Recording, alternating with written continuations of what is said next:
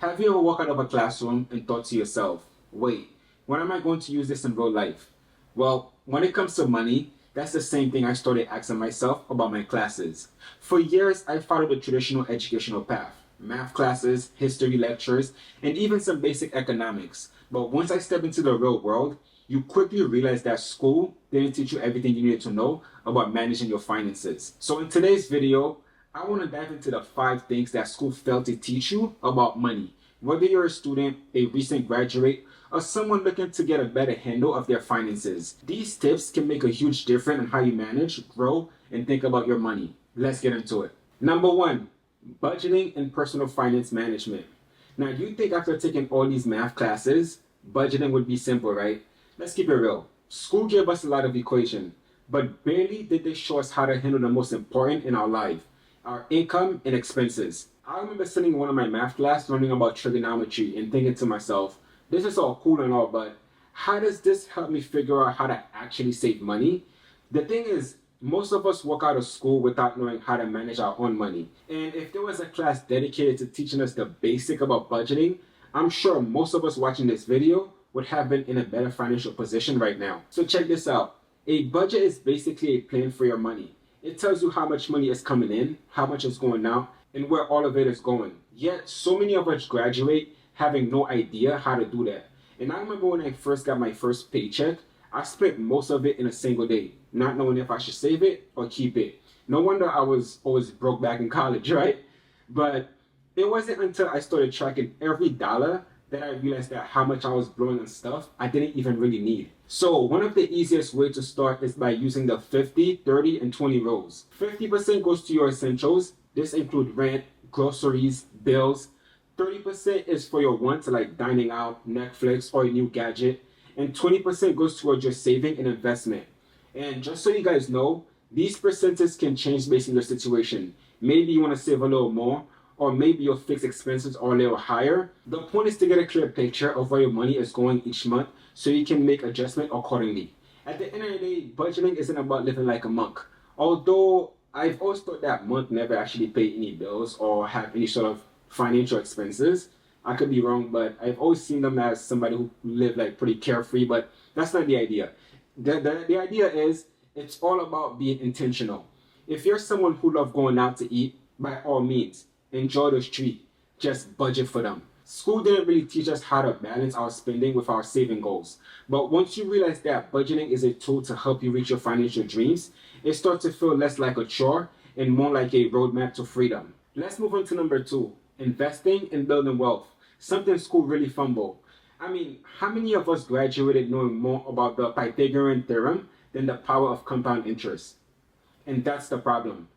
Let me ask you a question. Can the Pythagorean theorem help you pay back your debt? In fact, when your bills is due every month, can you use the Pythagorean theorem? You see that? You don't need to be a finance major or a Wall Street analyst to start investing. In fact, if you got a little extra cash right now in a long-term mindset, you're already halfway there. And this is not financial advice, by the way, but one of the easiest way to start is by looking into index fund and ETF. These basically let you invest in a basket of companies all at once, spreading out your risk so you're not putting all your money in one basket. Now, let's talk about the magic word, compound interest. Think of it like a snowball rolling down a hill.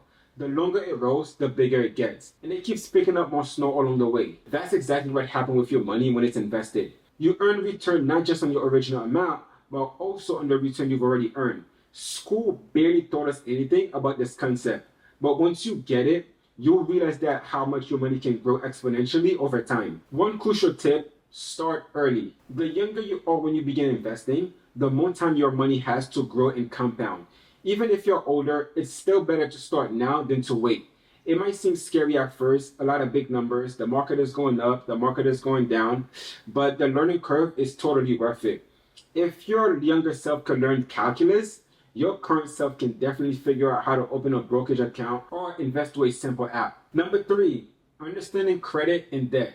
This is one area where school really let us down because they may have mentioned borrowing in passing, but they never go into details of credit card, interest rate, or how your credit score could literally shape your financial future.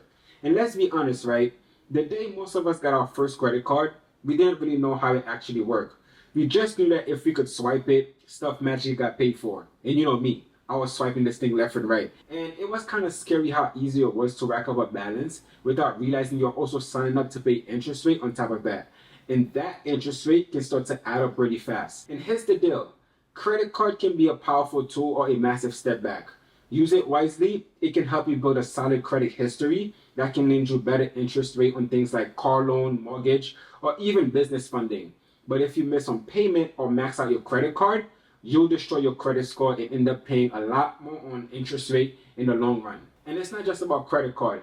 Think about student loan, car loan, or even personal loan. Understanding how interest rate is calculated and how repayment terms work can save you hundreds, if not thousands of dollars. For example, right, if you're just paying the minimum on your credit card every month, it could take you years to clear a balance that you could have just knocked out in a few months if you had been more intentional. So if you ask me, the stuff school should have taught us, pretty simple. Stuff like paying off your full balance or as much as you can to avoid high interest rate. Keep your credit card utilization low. That's the percentage of available credit you're using.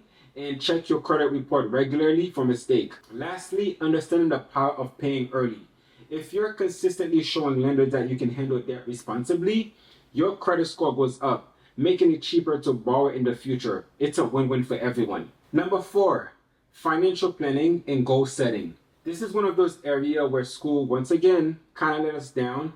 In fact, maybe we may have budget in some economic class as a one-time exercise, but nobody really show us how to map up our financial journey for the next 5, 10, or even 20 years. And here's what I've learned. If you don't have a clear vision of where you want your money to go, it will find its own way out of your wallet. And I'm talking about those random spending, unexpected subscription, or just even your day-to-day overspending. Having a solid plan and a concrete goal keep you from drifting. Whether it's saving for a car, a house, or a round trip around the world, or even early retirement. The idea is you need to see the big picture. And a great place to start is by breaking down your goal. Short term, maybe within a year. Medium term, 2 to 5 years. And a long term, 5 years or more. And let's say, for example, your short-term goal is to build a small emergency fund of $1,000. Your medium-term goal might be to pay off a high interest rate credit card debt. And your long-term goal could be saving up for a down payment on a house. But once you know what you want, you can now assign a timeline and an action plan to each goal. And don't forget, your financial plan isn't just about saving. It's about when you'll invest, how to tackle debt, and what you'll do once you hit those milestones. Maybe you're saving up for a business idea, or you want to put some money aside for your kids' college fund. Whatever it is, write it down. Heck, make a vision board if you're a visual person. The key is to have a clear direction, so every dollar you earn has a job and a purpose. Lastly, number 5, entrepreneurship and income diversification. In school, they taught us how to land a job, but nobody really mentioned how to create a job for yourself, or better yet, create multiple income streams. The reality is, relying on a single paycheck can be very risky. If your boss decides to fire you, there goes your main source of income. That's why I'm a huge fan of diversifying, having more than one way to bring in money. It could be from a side hustle, freelancing, investing in real estate, starting a small online store, or even exploring something like affiliate marketing. The point is, you should not have put all your eggs in one basket. And when I was in school, the emphasis was always finding a stable job. But think about it. If you have multiple income sources, you're way more flexible. You can handle unexpected expenses without freaking out. You can save at a faster pace, and you can invest in your future more aggressively. Plus, if you got a passion like design, writing, or coaching, why not turn it into a mini business that pays you to do something that you already love? And let's talk about entrepreneurship. Starting your own thing doesn't mean you have to quit your 9 to 5 and risk everything. It could be just a side project that you build on a weekend until it grows enough to stand on its own. The beautiful part about it is that you're in charge of everything. No boss telling you what you can or cannot do. And if it flop, guess what? It's a learning experience. You can always try something new. And that's the creative freedom you rarely get from a traditional job. And these are the 5 things that school failed to teach you about money. So why don't school cover this thing? Well, probably because the curriculum is set up to produce employees, not entrepreneurs. But if you have a dream of ever running your own thing, or you just want more financial stability, don't wait for permission. Start small and build from there. So thank you guys for watching. If you gained any value from this video, don't forget to like, subscribe, and push the notification bell for more on personal finance in sustainable fashion. I'll see you guys on my next video.